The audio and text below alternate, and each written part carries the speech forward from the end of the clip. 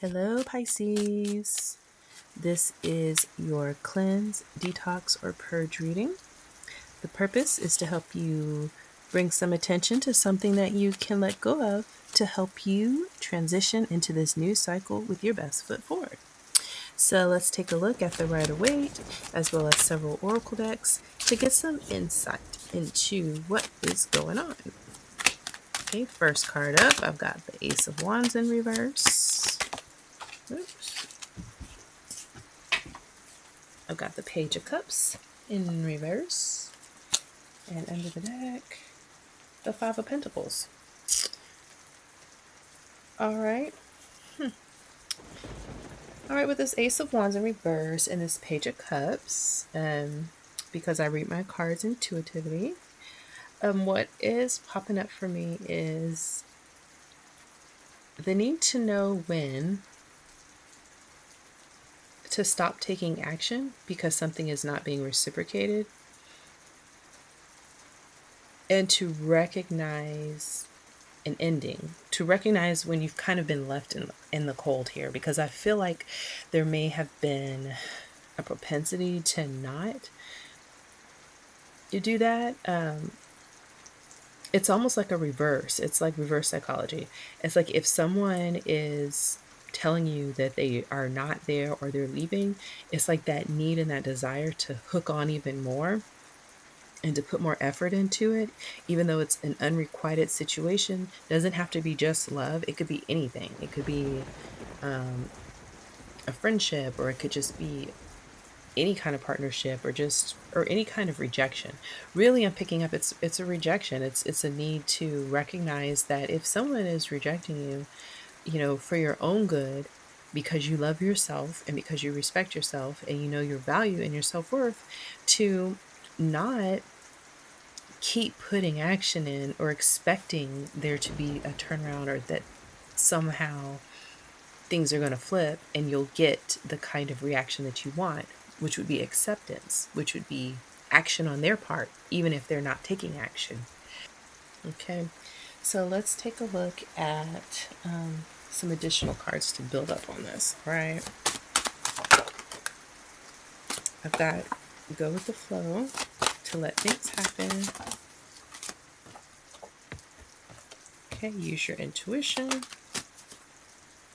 and learn to let go. Okay, so yeah, I mean, this is saying that it's really important to allow your intuition to show you a situation. I mean, I'm picking up in this situation, this reading, that it's probably really clear based on how the people involved are actually acting and maybe what they're showing you, what they're telling you. But this could be also, on the flip side, being cloudy in your intuition and trying to look too deep into something and kind of not wanting to go with the flow because you don't want to let go, and trying to find signs or something that's saying that this is not what it is, but it is. So it's just really important, I think, to not try to be in control of how other people feel. Like, we're in control of ourselves. We can only control how we behave.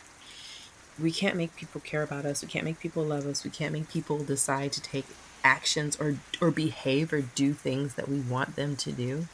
They're not going to always do that. If they do, it's nice, it's lovely, and it's a wonderful thing. But if they don't, it becomes toxic, and it holds us back from being able to move into our highest, best self, where we need to be at when we're trying to force a situation from a need to not experience a form of rejection. All right, let's get an abundance card to see how we could actually raise this energy up a little higher. Okay, got donations, tithing, and charitable work. Okay, moonlighting, and God is your source. All right, so yeah, I mean, I feel like what this is pointing to is, in these situations, you might be feeling as if you need to, like you're trying to give to situations because you feel like they need it. But if someone's not accepting what you're offering, it's okay to move on. All right. Even if you feel like very called to continue to pour into a situation, you could still do like a little on the side, but like be able to clear a path so that you can be in a more fruitful situation. All right. Um,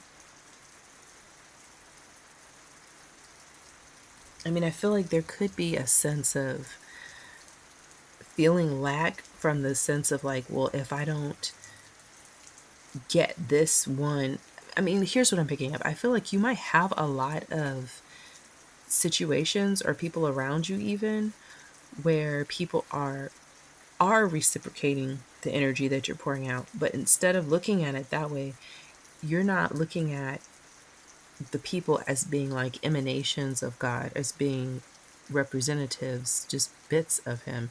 You're putting too much attention into the individual and not into the overarching beingness of God as being your source. So I feel like you're kind of putting your hope and you're kind of putting your attention on the wrong thing.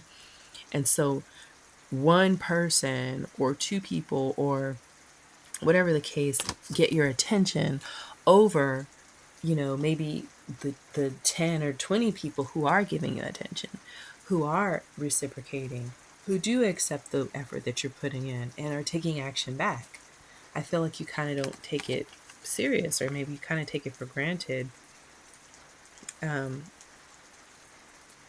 but I feel like it's important to focus on those. Like, this is particularly important if like you do charitable work, like on the side, or you just kind of do that. I think it's important to make sure that you're honoring those who are giving to you and not just focusing on the people who are rejecting you, because I feel like it's a disservice to those individuals. All right, let's do a sacred traveler card. Let's see. I've got transformation, embracing enthusiasm, and cleansing waters. Okay. So, yeah, I mean, I feel like instead of focusing on what you don't have, like I said, try to be enthusiastic. And I think this might be a new thing for you, because if your pattern is to be kind of like the glass is half full, I'm thinking of Eeyore in Winnie the Pooh. And he is like a lovely character. Like he's always so down and he just can't help it. It's not that he's a bad person. Like, he's not even a bad person. Like, there are no bad characters in Winnie the Pooh. If you're familiar with it, and you probably are. Like, in Winnie the Pooh, even the heffalumps and woozles are like cute, fluffy, stuffed elephants. And the scariest things about them is that they have stripes that are shockingly colored, so it kind of gets your attention. But like Eeyore, he's just so down, and he's depressed, and he can't see the positives. He's surrounded by friends and people who love him. They're always loving on him. He's got Pooh, he's got Piglet, Rabbit, Tigger's always trying to make him happy, and he just can't see them. And I feel like this is kind of warning you or advising you to, like, don't be an Eeyore. And that's okay. Like, if that's your character, that's who you are. But every once in a while, even Eeyore would do that. Like, he would recognize that, hey, I've got some pretty dope friends. Like, I've got some pretty good people around me that really care. And he'd have that breakthrough moment, and everybody would be happy, and he'd be, appreciative in that moment of those people who cared about him and that were there for him. All right. I feel like this is saying to try to be more like Eeyore on the days when he's appreciating people and caring for them. All right. I feel like that will actually kind of bring you back to life. It'll make you feel better. It'll help you bring some enthusiasm and joy back to your life when you can focus on that. Okay. Let's do a wisdom. Cool. Okay, I've got to clean it up.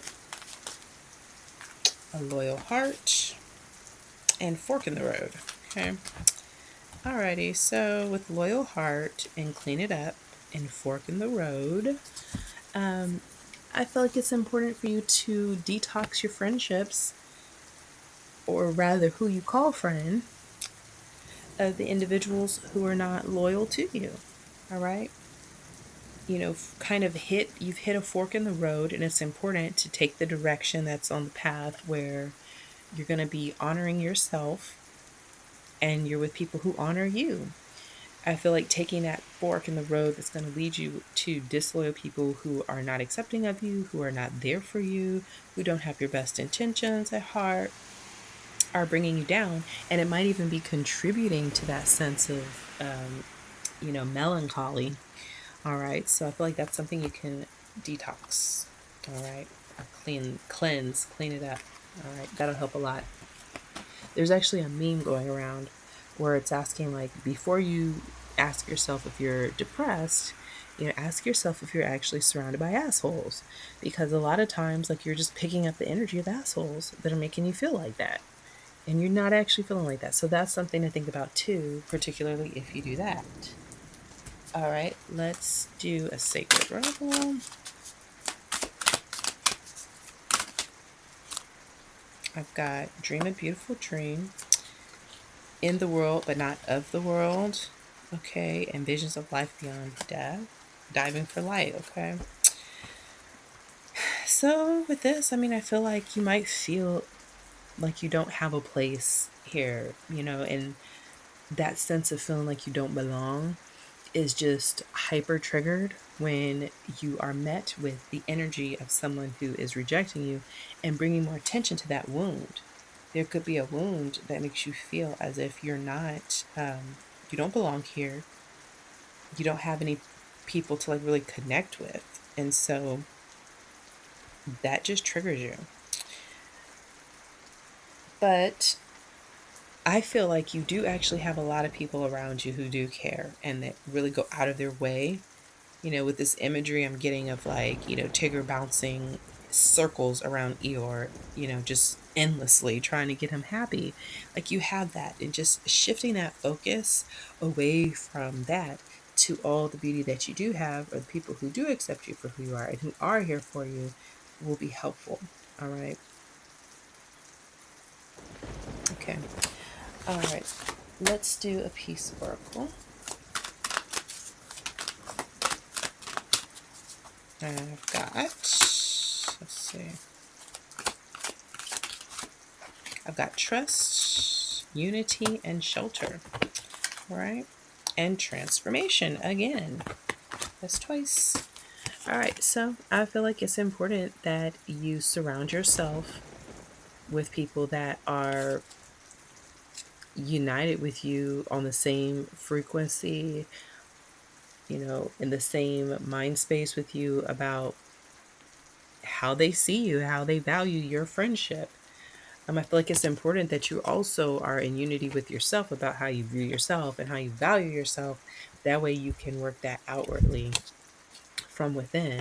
All right. Because it's hard to have that sense of trust and feel safe and sheltered when you are depending on that energy of like nurturing and home from people who are not connecting with you like that.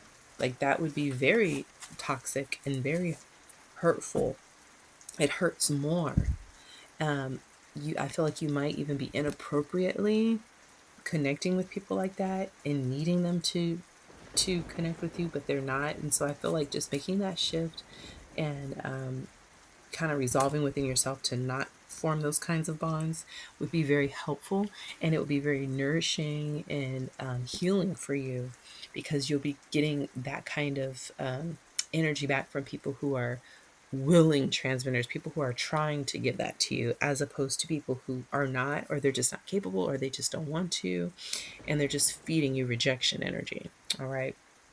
I feel like it's important to kind of wean yourself off of that a bit. Okay. All right, Pisces, that is what I have for you on this reading. I hope it was helpful. Thank you for joining me on this channel where we may be dazed, but we are not confused. Until next time, I'll see you later. Bye bye.